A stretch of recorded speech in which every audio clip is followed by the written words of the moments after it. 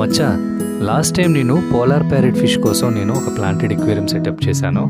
అది last time కూడా నేను వీడియో అప్లోడ్ కూడా చేశాను. ఇది మళ్ళీ ఎందుకు మీకు రిపీటెడ్గా చేసి మీకు చూపిస్తున్నానంటే, ఇలా చేసి నేను చాలా తప్పు చేశాను. పోలార్ ప్యారెట్ ఫిష్ కోసం ఈ రకమైన సెటప్ చేయడం చాలా తప్పు.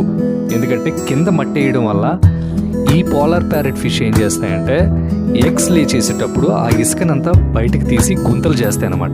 ఇలా గుంతలు చేయడం వల్ల మీరు నా బాక్స్ను మీరు గమనించవచ్చు, మొత్తం అంతా మడ్డిగా అయిపోయింది, మట్టి అంతా బయటకు వచ్చింది. ఇవి పిల్లల్ని సేఫ్గా ఉంచడానికి ఇలాగా గుంతలు తవ్వుతూ ఉంటాయి అన్నమాట. ఇదిగో రీసెంట్గా నా పోలార్ ప్యారెట్ ఫిష్ బ్రీడింగ్ కూడా చేసే పిల్లలు కూడా ఉన్నాయన్నమాట. నేను చేసిన మిస్టేకు మీరు అస్సలు చేయొద్దు మచ్చా.